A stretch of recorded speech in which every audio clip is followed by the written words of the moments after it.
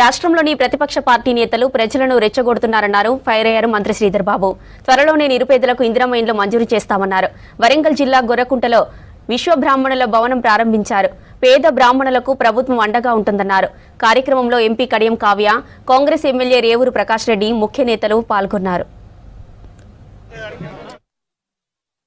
చాలా కష్టపడి ఈ సంఘానికి సంబంధించి విశ్వ బ్రాహ్మణ సంఘానికి సంబంధించిన పెద్దలందరూ కూడా కలుసుకొని మంచి భవన నిర్మాణ కార్యక్రమాలు చేపట్టారు. దీంట్లో మంచి కార్యక్రమాలు చేయాలి, మరి అవసరమైన కార్యక్రమాలు చేయాలి. ఇంట్లో స్థలాలు లేకుంటే కమ్యూనిటీ హాల్ లేక ఇబ్బంది పడతా ఉన్న అనేక మంది బ్రాహ్మణులకు ఒక వీర సంకల్పన కార్యక్రమం భాగంలో మహానగర పాలక సంస్థ వారు మరి ఒక ఫెసిలిటీని క్రియేట్ చేయడం అనేది చాలా శుభకరం.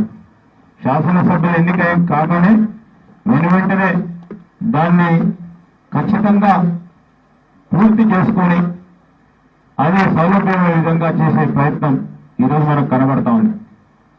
నేను మీ అందరికీ ఎందుకు చెప్తా ఉన్నానంటే, ప్రతి ఇంట్లో మనం పూర్తి చేసుకోవాలంటే, మంచి కార్యక్రమాలు చేసుకోవాలంటే బ్రాహ్మణ్ణి పిలుస్తారా లేదమ్మా? పిలుస్తారు కదా. మంచికైనా బ్రాహ్మణ్ణి, బాధ సమయంలో కూడా బ్రాహ్మణ్ణి పిలుస్తారు.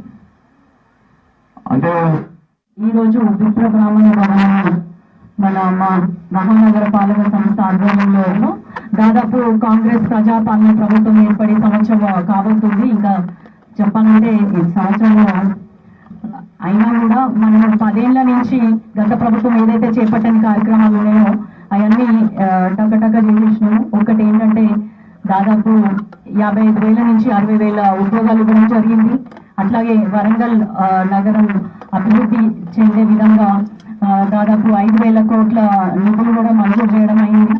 మనకి మెగా టెక్స్టైల్ పార్క్ గత ప్రభుత్వం ఏదైతే జస్ట్ శంకుస్థాపన చేసి వదిలేసినారో దాన్ని కార్యరూపం దాల్చినారు. అదొక ఇండస్ట్రియల్ పార్క్ లాగా అక్కడ అన్ని అమ్యూనిటీస్ తోటి ఇళ్ల స్థలాలతో పాటు అక్కడ కార్మికులకు కానీ మెగా టెక్స్టైల్ పార్క్ సంబంధించి ఉద్యోగస్తులందరికీ కావాల్సిన వసతులు ఏర్పాటు చేయడానికి కోసం కూడా ప్రత్యేకమైన నిధులు ఇవ్వడం జరిగింది.